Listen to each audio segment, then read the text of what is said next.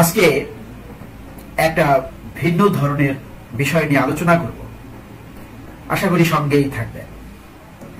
বিষয়টি হলো অমরত্ব এবং একাকিত্বের যন্ত্রণা।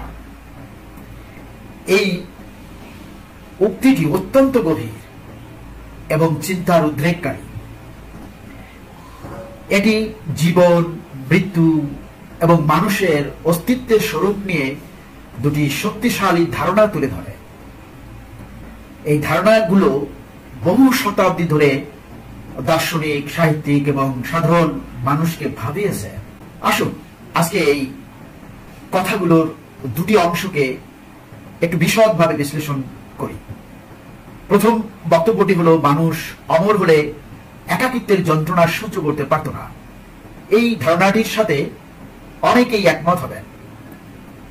মানুষের জীবন অর্থবহ হয় সম্পর্ক, ভালোবাসা এবং সংযোগের মাধ্যমে। অমরত্ব এই বিষয়গুলোকেই সবচেয়ে বেশি আঘাত করবে।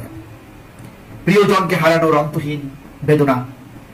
একজন অমর ব্যক্তি তার সকল প্রিয়জনকে একে একে হারাতে থাকবে। সঙ্গী, সন্তান, বন্ধু বান্ধব প্রত্যেকেই তার চোখের সামনে বার্ধক্যে পৌঁছাবে এবং মৃত্যুবরণ করবে। এই হারানোর শোক একবার নয়, বারবার অনন্তকাল ধরে বহন করতে হবে। এই অন্তহীন বিচ্ছেদ একসময় হয়তো সব আবেগকেও নিঃশেষ করে দেবে, যা একাকিত্বকে আরো ভয়ঙ্কর করে তুলবে। পরিবর্তনশীল পৃথিবীর সাথে বিচ্ছিন্নতা। পৃথিবী এবং সমাজ প্রতিনিয়ত পরিবর্তিত হতে থাকে। ভাষা, সংস্কৃতি, প্রযুক্তি এবং সামাজিক প্রথা সময়ের সাথে বদলে যায়। একজন অমর ব্যক্তি কিছুকাল পরে নিজেকে সম্পূর্ণ বিচ্ছিন্ন এবং একা অনুভব করবে, কারণ তার চারপাশের পৃথিবীটা তার চেনা পৃথিবী থাকবে না। সম্পর্কের গভীরতার অভাব। যখন একজন জানে যে তার সঙ্গীর জীবন সসীম, তখন সেই সম্পর্কের গভীরতা এবং গুরুত্ব বাড়ে। অমরত্বের ক্ষেত্রে দীর্ঘস্থায়ী সম্পর্ক তৈরি করা কঠিন হয়ে পড়বে। সময়ের সাথে সাথে মানুষ এবং তার চারপাশের সবকিছু বদলে গেলেও অমর ব্যক্তিটি অপরিবর্তিত থাকবে, যা তাকে অন্যদের থেকে মানসিকভাবে দূরে সরিয়ে দেয়। দ্বিতীয় বক্তব্যটি হচ্ছে 60 বছর বয়সে মৃত্যুবরণ করাই শ্রেয়। এটি জীবনের গুণগত মানের উপর গুরুত্ব আরোপ করে। দীর্ঘ কষ্টকর জীবনের চেয়ে একটি সম্পূর্ণ এবং অর্থবহ জীবনকে বেছে নেওয়ার দর্শন এটি। বার্ধক্যের বাস্তবতা। বার্ধক্য জীবনের একটি স্বাভাবিক এবং অবশ্যম্ভাবী পরিণতি। জীববিজ্ঞানের নিয়ম অনুযায়ী একটি নির্দিষ্ট বয়সের পর মানুষের শরীর দুর্বল হতে শুরু করে এবং নানা রকম রোগ ব্যাধি দেখা দেয়।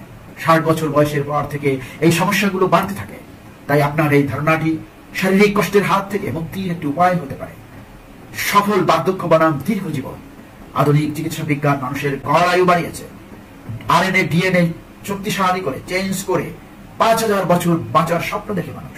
কিন্তু দীর্ঘ জীবন মানেই সুখী জীবন নয়।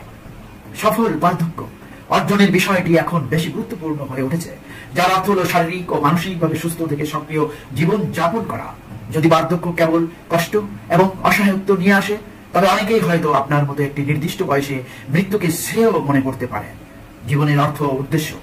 ইসলাম সহ অনেক ধর্মে ও দর্শনে মৃত্যুকে জীবনের স্বাভাবিক পরিসমাপ্তি হিসেবে দেখা হয়। মৃত্যুই জীবনকে একটি উদ্দেশ্য দেয় এবং মানুষকে তার সীমিত সময়ের মধ্যে ভালো কাজ করতে উৎসাহিত করে। মৃত্যু আছে বলেই জীবনের প্রতিটি মুহূর্ত মূল্যবান মনে হয়। মৃত্যুকে আলিঙ্গন করতে পারার মধ্যে এক ধরনের মুক্তি আছে বলেও অনেকে মনে করেন। আপনার মন্তব্যটি আমাদের ভাবতে বাধ্য করে যে জীবনের সার্থকতা তার দৈর্ঘ্যে নয়, তার গভীরতায় নিহিত। একাকিত্বের এক অন্তহীন মরুভূমি তৈরি করবে, আর একটি নির্দিষ্ট সময়ে সম্মানজনক বিদায় হয়তো জীবনের শ্রেষ্ঠ প্রাপ্তি হতে পারে। অমরত্ব এবং একাকিত্ব নিয়ে দার্শনিক মতামত। মৃত্যুই কি মানুষের জন্য শ্রেয়? দীর্ঘ জীবন বনাম অর্থপূর্ণ জীবন। মানুষের জীবনে বার্ধক্যের গুরুত্ব মনস্তাত্ত্বিক দৃষ্টিকোণ থেকে অমরত্ব। ধন্যবাদ।